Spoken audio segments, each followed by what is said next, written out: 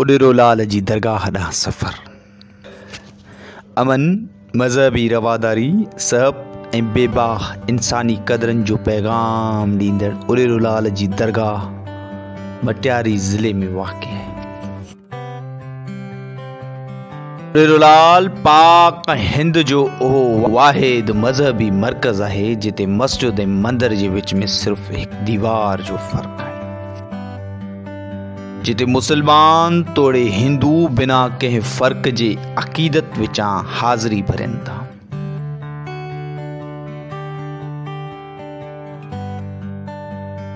मज़हबी इंतहा पसंदीअ जे बाह में ॿरंदड़ हिन दौर में उॾिरोलाल जी दरगाह अमन मज़हबी भाईचारे जो आला मिसाल आहे। सिंध जे सक़ाफ़ती मर्कज़ मटियारी ज़िले में वाक़िअ अमन, मज़हबी रवादारी, सहब ऐं बेबाह इंसानी क़दरनि जो पैगाम ॾींदड़ शेख ताहिर अलमरूफ उॾिरोलाल जी दरगाह औक़ाफ़ खाते जे नज़रनि खां उलझियल ऐं सरकारी सतह ते सार न लहण सबबि ज़बून हालीअ जो शिकार थियण लॻी।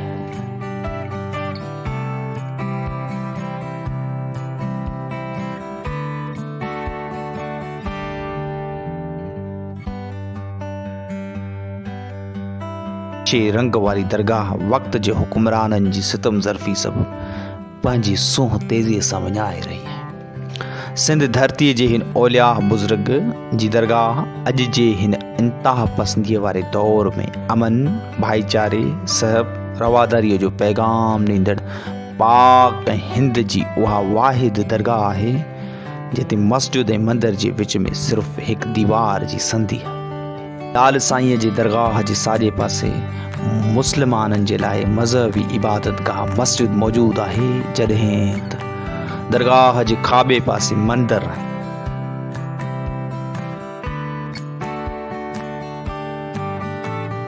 ॿिन्हीअ जे विच में उॾिरोलाल साईंअ जी आख़िरी आरामगाह आहे। अॼु जॾहिं मुल्क में हिकु पासे इंतहा पसंदी फ़िरके वारियत उरूज ते आहे त ॿिए पासे उॾिरोलाल जी दरगाह मज़हबी रवादारीअ जो बेहद सुहिणो मिसाल आहे। दरगाह अंदरि दाख़िल थियण सां मज़हबी फ़र्क़ु ऊच नीच कारे ऐं अछे जी का ख़बर ई नथी पए। किले में दाख़िल थियण बैदि सभिनी जी मज़हब इन किले अंदरि मंदर में वॼंदड़ नगारे मस्जिद मां बुलंद थींदड़ अज़ान जो विच में को टकराव पैदा नथो थिए।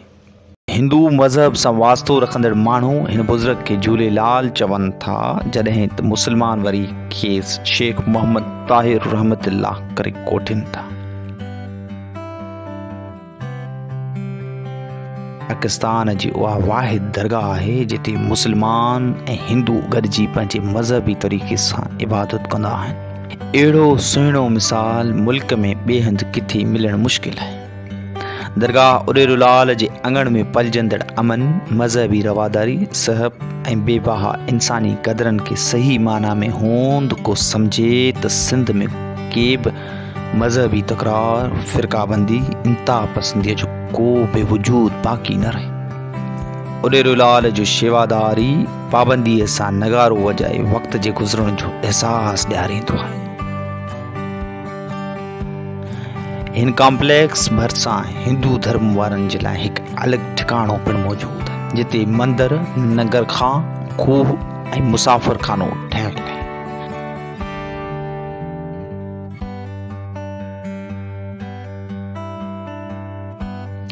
लाल साईंअ जे नसब जे हवाले सां ॿुधायो पियो वञे त उॾिरोलाल बुज़ुर्ग जी पैदाइश ऐं वफ़ात जी तारीख़ ते तकरार आहे। इन बाबति का बि हतमी राय क़ाइमु न थी सघी आहे जंहिं ते वक़्त जे मोहक़क़नि खे तहक़ीक़ करणु घुरिजे। बुज़ुर्ग जे पैदाइश वारो हंधि नसरपुर शहर में ॿुधायो पियो वञे। उॾिरोलाल विलेज बाबति ॿुधायो थो वञे त अॻु में जहेजनि जो ॻोठु हूंदो हो। लाल साईंअ जे अचण बैदि ही शहर संस नाले सां मनसूब थियो।